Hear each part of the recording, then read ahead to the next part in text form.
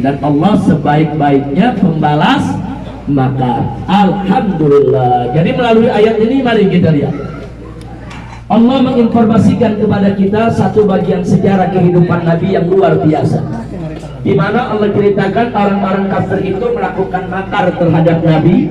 Makar apa saja yang dilakukan? Pertama, makar pembungkaman dakwah. Yang kedua, makar pembunuhan. Yang ketiga, makar pengusiran.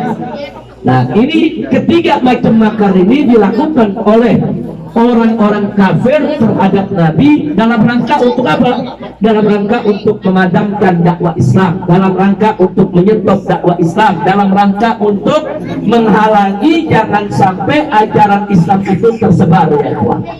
Nah, sekarang mari kita kupas satu persatu. Apa saja sih yang dilakukan oleh orang-orang kafir untuk membungkam dakwah Nabi dan bagaimana cara Nabi menghadapinya alaihi salatu wassalam.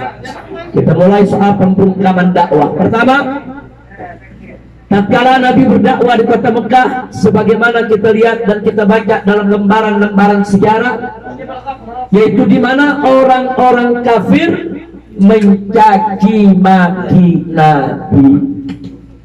Mereka mencaci maki Nabi, membodoh-bodohkan Nabi, menghina Nabi. Tujuannya apa ya kawan? Tujuannya supaya Nabi jerah tidak berdakwah lagi, supaya Nabi alaihi salatu wassalam minder tidak lagi mau melakukan dakwah karena dihina-hina, diolok-olok, dicaci maki, dihina-hina, diolok-olok. Kalau orang-orang yang mentalnya lemah ya kawan, itu kalau sudah dihina, diolok-olok, berhenti dari dakwah ya kawan. Tapi ternyata apa yang dilakukan oleh Nabi? Nabi tidak peduli dengan cemoohan, tidak peduli dengan perolok-olokan orang-orang kafir, tidak peduli dengan hinaan. Semakin Nabi dihina, semakin semangat beliau berdakwah menyampaikan Islam. Subhanallah, ini suri tauladan buat kita.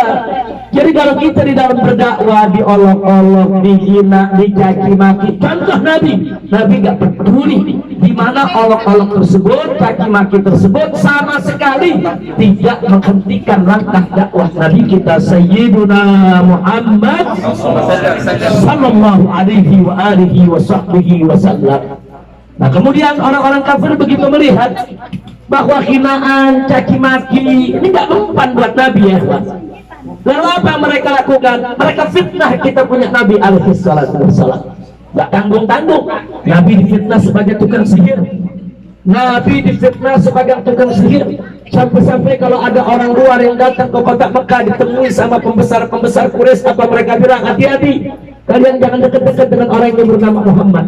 Oh, Muhammad itu tukang sihir. Nanti kalau kau dekat dengan Muhammad, akhirnya engkau akan merasakan apa yang kami rasakan saat ini. Gara-gara Muhammad keluarga kami dipecah belah, gara-gara Muhammad kami dengan anak-anak kami berpisah.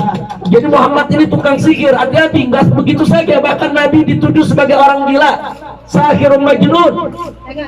Fitnah semacam ini ditujukan kepada Nabi. Tujuannya apa ya kawan? Tujuannya tidak lain dan tidak bukan untuk membungkam dakwah Nabi. Yang pertama adalah supaya Nabi jerah, supaya Nabi kapok, supaya Nabi nggak mau berdakwah lagi. Yang kedua, supaya masyarakat di sekitar nggak ada mendekati Nabi ya kawan. Kalau Nabi sudah disebut tukang sihir, gila, orang nggak ada yang mendekat.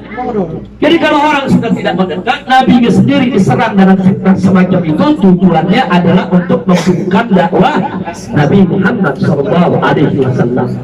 Nah, tapi kemudian apa yang terjadi saudara? Apa Nabi jerah? Apa Nabi berhenti dalam berdakwah?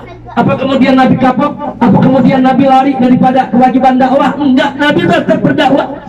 Enggak, Nabi nggak peduli ya kawan dengan segala macam caci maki, fitnah keji ya kawan. Tetap beliau berjalan di jalan dakwah. Alhamdulillah.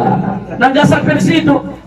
Gagal mencaci maki Nabi, gagal memfitnah Nabi, kemudian mulailah mereka melakukan teror terhadap Nabi ya kawan alaihi salatu wassalam.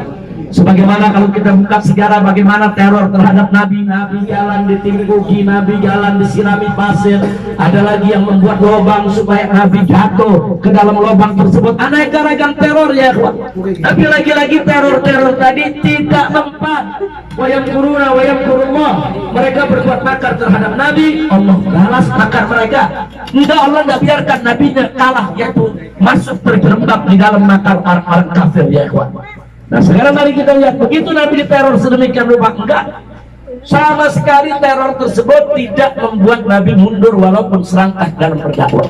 Nabi kita Sayyiduna Muhammad sallallahu alaihi wasallam tetap tegar, tetap tabah, tetap terus melanjutkan dakwahnya. Dan menariknya, semakin Nabi difitnah, semakin dihina, semakin diteror, Nabi semakin energik, semakin semangat, semakin terus menggiatkan dakwahnya, dan pengikut Nabi makin hari semakin banyak. Alhamdulillah.